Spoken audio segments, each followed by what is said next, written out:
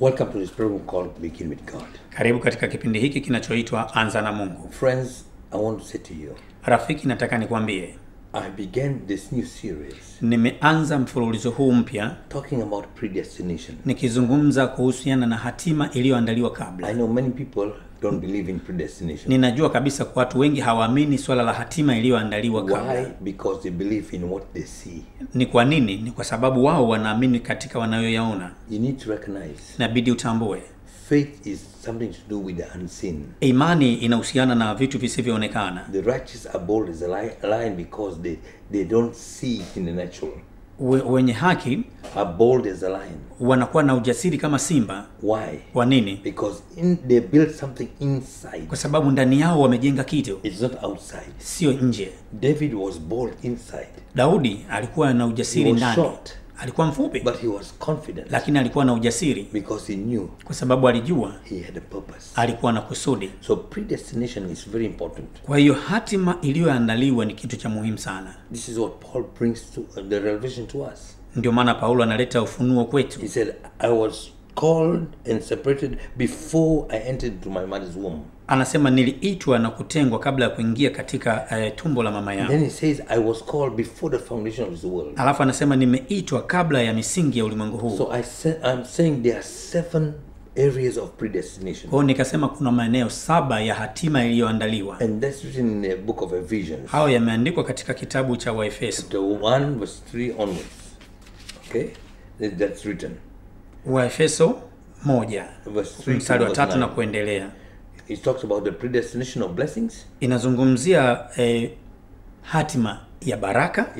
It speaks about the predestination of being chosen. Inazungumzia hatima ya kuchaguliwa. It talks about predestination of adoption. Inazungumzia hatima ya kufanywa mwana. It talks about the predestination of acceptance. Inazungumzia hatima ya kukubalika.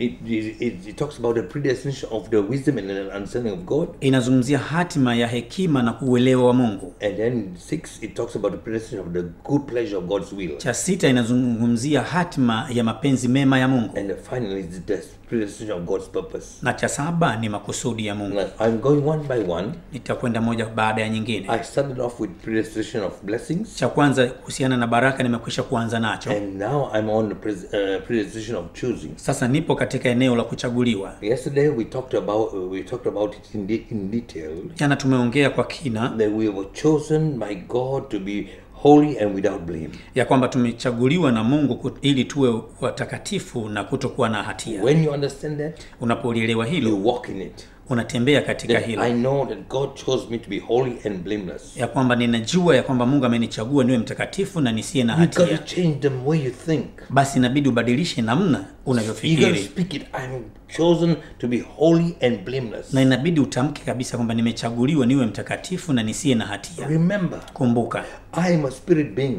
mimi ni roho. And because I am a spirit Na kwa being, sababu mimi ni roho, every spirit is eternal. kila roho ni ya It milele. is not just for some time on this earth. Sio kitu cha muda mfupi hapa So duniani. if I am going to live with God eternally, Kwa hiyo kama nitakwenda kuishi na Mungu milele, for me to live with God eternally, ili niishi na Mungu I milele, have to be holy. manake inabidi niwe I mtakatifu. have to be blameless. Inabidi nisiwe na hatia. This is what we need to recognize. Ndicho tunachotakiwa tutambue. Most of the Christians today Wakristo wengi leo don't know their Savior. hawamjui Mwokozi They wao, do not know the work of their Savior hawajui kazi ya Mwokozi wao, because they have no idea kwa sababu hawana wazo that they have a purpose of God in their ya life. kwamba wana kusudi linalowahitaji hapa duniani. We all know that we're only going to exist for some time. Tunajua tu kwamba tuko hapa duniani kwa muda mfupi, For 70 years or 100 miaka years, 70, miaka 100, 120 years, miaka 120, and then we go over. alafu tunajua kwamba mwisho wetu utafika. No, Hapana, we are called to live eternally. tumeitwa ili tuishi milele. So if I'm called and chosen to live eternally, Kwa hiyo kama nimeitwa ili kuishi milele, I need to recognize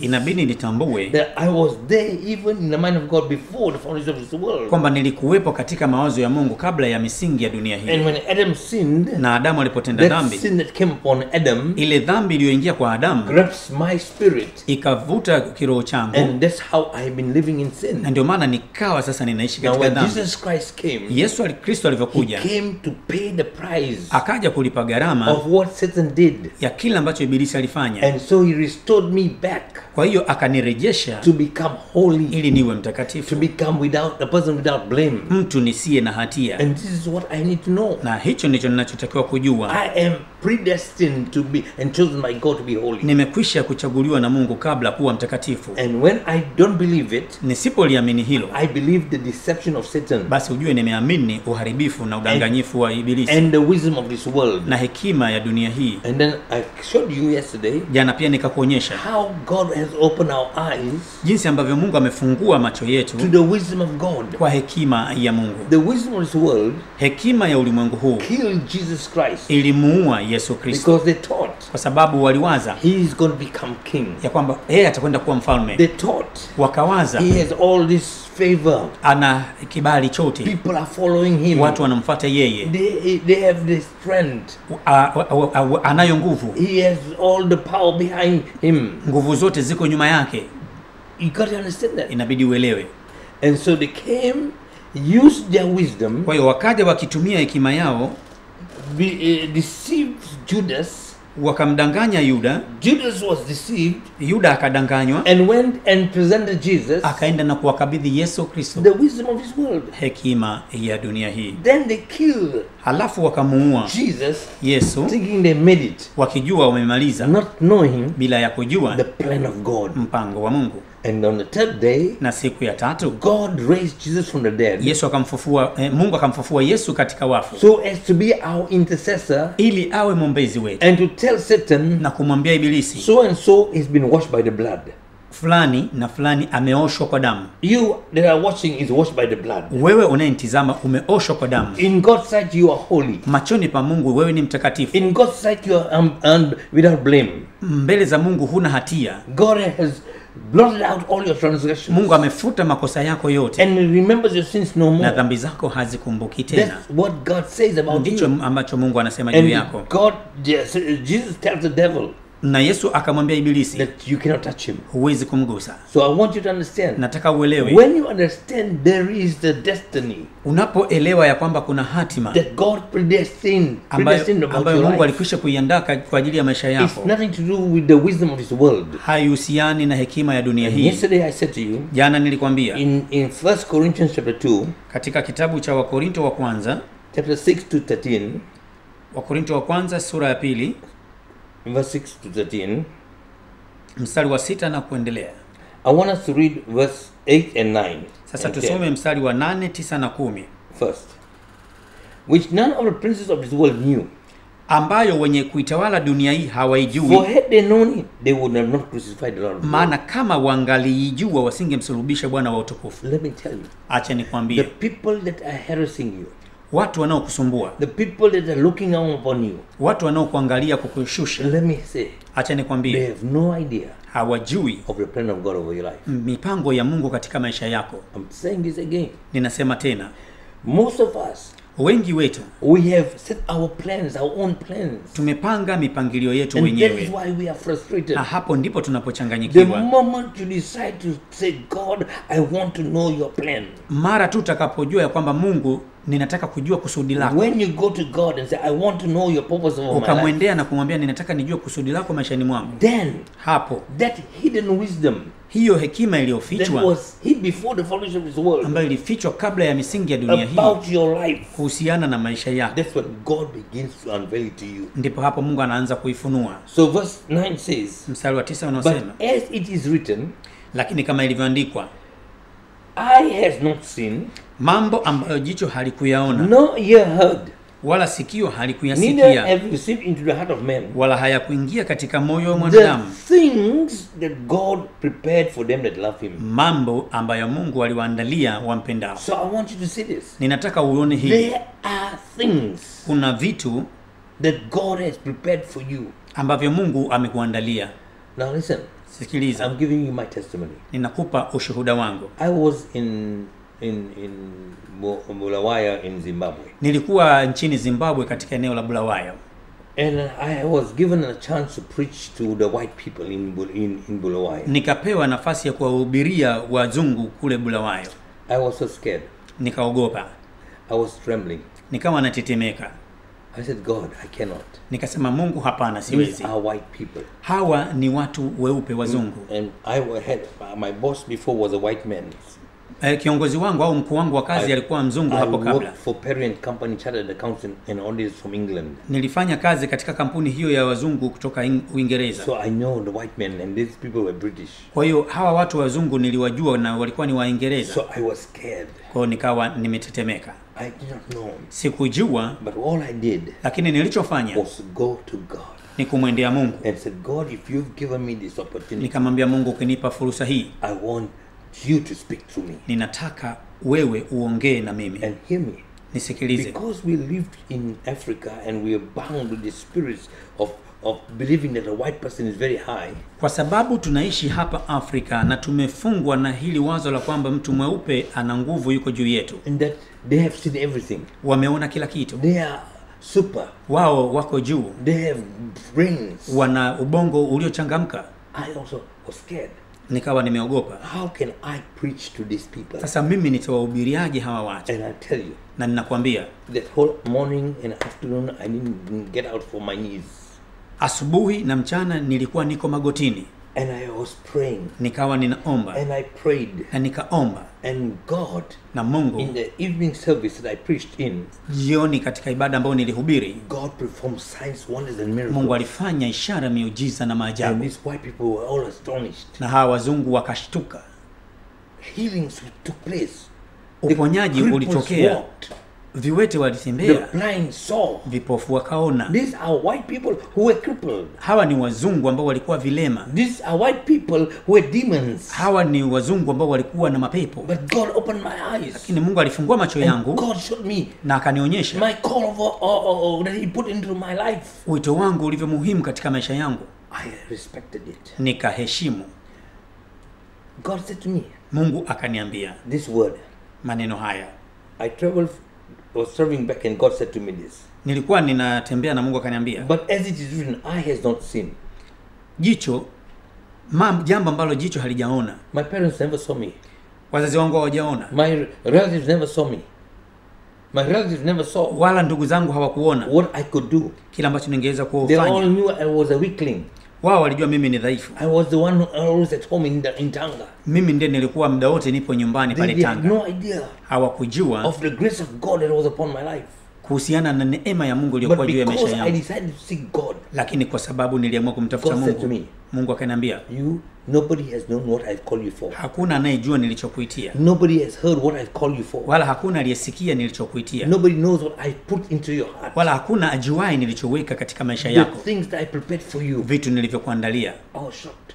Nikawa nimeshtuka. I thought I had to listen to all these top people, white people. Nikasema nilidhani ya kwamba natakiwa nisikilize hawa watu wazungu. And then when I came to Dar es Salaam, nilipokuja Dar es Salaam, I was given an opportunity that I was chosen to go to the Pentecostal World Conference in Switzerland. Nikapewa nafasi ya kwenda katika mkutano wa kwanza wa Pentecoste kule Uholanzi. And I was chosen. I had never been out of the country. Nikachaguliwa kwa na wakati huo nilikuwa sijatoka nje. I was only going to Tanzania, Kenya, Uganda, Rwanda, Burundi. Nilikuwa nikitembea hapa Afrika ya Mashariki. And so, na kwa hiyo there was an opportunity that came. Nikawa na fursa imepatikana. And I flew into Switzerland. Ikabidi niende Uswisi. And I'm telling you. Nakwambia. What God ordained. Kila ambacho Mungu amekuandalia. No man can stop it. Hakuna mwanadamu anaweza kuzuia. No man knew what I could do. Hakuna mtu aliyejua ambacho ningeweza kufanya. The things that God put into my life. Nguvu ambayo Mungu ameniwekea ndani yangu. Who am I?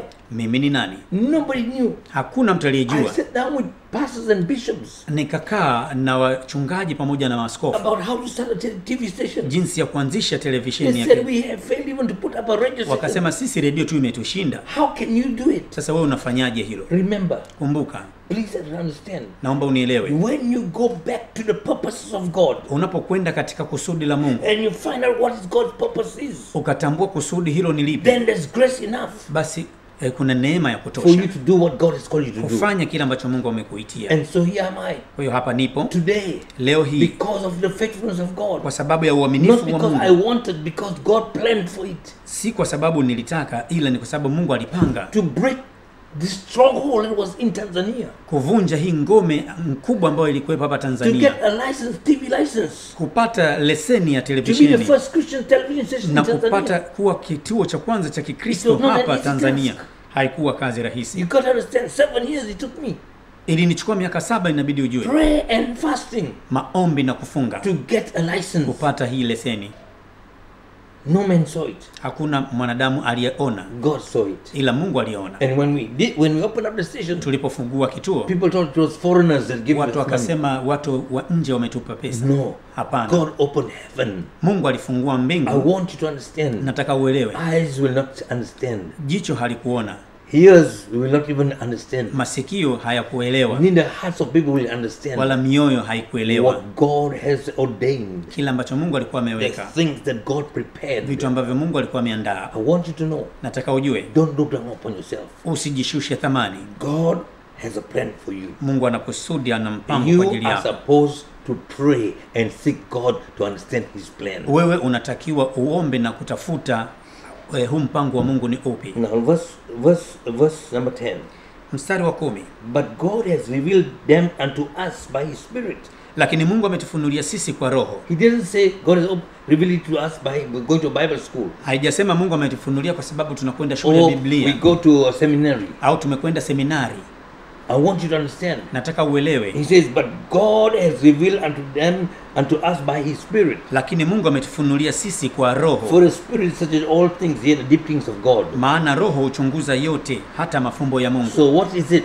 Ni kitu gani sasa hiki? Why did Jesus tell His disciples, do not leave Jerusalem until you are filled with the Holy Ghost? Ni kwa nini Yesu aliwaambia wafuasi wake wasiondoke Yerusalemu mpaka wamevikwa kwa nguvu mpya? Because without the Holy Spirit, Kwa sababu bila Roho you Mtakatifu cannot understand the plan of God. hutaweza kuelewa mpango wa Mungu. He is the only one Yeye ndiye pekee given to us on earth aliyeletwa kwetu hapa duniani to take us into His heavenlies, kutupeleka katika ulimwengu wa to roho, open our eyes to understand the hidden wisdom of God. kufungua macho yetu na kutuonyesha zile hekima za Mungu And when we see zilizofichwa. that hidden wisdom of God Tutakapoziona hekima hizo and za Mungu understand the zilizofichwa purposes of God in our lives, na kuyaelewa makusudi ya Mungu we maishani will be mwetu, different people. tutakuwa watu wa tofauti.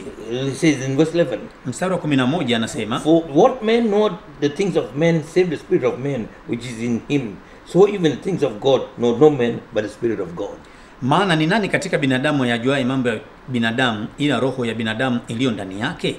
Vivyo hivyo na mambo ya Mungu hakuna yafahamuye ila Roho wa Mungu. Today most of the people are only looking for the things done by human beings. Watu wengi siku hizi wanaangalia vitu vilivyofanywa na mwanadamu. That is why they are believing in witchcraft. Ndio maana wanaamini sana That uchawi. is why we are casting out demons. Ndio maana tunakemea That is mapepo. why we ask people we tell people of their past. Ndio maana tunawaambia watu mambo yao ya kale. And so many of the Christians, Na Wakristo and wengi, so many of the pastors, na wachungaji and wengi, so many of the bishops, na waskofu and so wengi, many of the apostles and prophets na mitume na manabii don't wengi see in the Spirit hawaangalii katika roho the things that are God ordained for them. in vitu the ambavyo Spirit. Mungu amewaandalia katika roho. So please, Tafadhali my friends, rafiki zangu, I want you to know ninataka ujue the only person mtu pekee that can take you into the heavenlies, awezaye kukupeleka katika ulimwengu wa to roho, open your eyes to see what is in heaven, kufungua macho yako na kuona kilichoko mbinguni, is the Holy Spirit. ni Roho Mtakatifu. So now Kwa hiyo you sasa need to develop a friendship with the Holy Spirit. inabidi ujenge urafiki na Roho Mtakatifu. Not only on a Sunday, Sio Jumapili, not only in the morning when you get up. wala sio asubuhi tu unapoamka. It is to become a friend. He has to become your friend. Roho Mtakatifu anatakiwa afanyike rafiki yako Hour to hour, kila saa, moment to moment. muda wote. You got to have that relationship with Him. Inabidi uwe na huo uhusiano. That is why I came to this understanding when Paul says, I pray every hour. Ndio maana nikafika kuelewa kwa nini Paulo alisema anaomba I muda pray wote. always. Muda wote anasema anaomba, Because he was in communion with the Holy kwa Spirit. sababu alikuwa katika ushirika na Roho And may Mtakatifu. I pray today for you, Na niombe kwako leo that you may have this divine communion with the Holy Spirit. ili uwe na huo ushirika wa kiungu na Roho Because Mtakatifu, He alone can take you up into the kwa heavenlies. sababu ni yeye pekee atakaye kupeleka katika ulimwengu wa There's roho. no pastor can take you up there. Hakuna mchungaji atakaye There's kupeleka no huko. apostle can take you up there. Hakuna mtume atakaye kupeleka huko. You have to pay the price. Ila wewe inabidi ulipe gharama Develop that relationship relationship with the Holy Spirit. Endeleza au jenga huo uhusiano na Roho You can Mtakatifu get to understand the wisdom of God that is in heaven. ili uweze kupata kuelewa hekima ya Mungu iliyofichwa. God bless you. Mungu akubariki. Prepare your heart today. Andaa moyo wako To leo be sensitive to the Holy Spirit. kuwa katika undani na Roho Walk Mtakatifu, with Him. ukitembea And naye, may you have a great day. na uwe na siku I njema. will see you tomorrow. Nitakuona kesho. God bless. Mungu akubariki sana.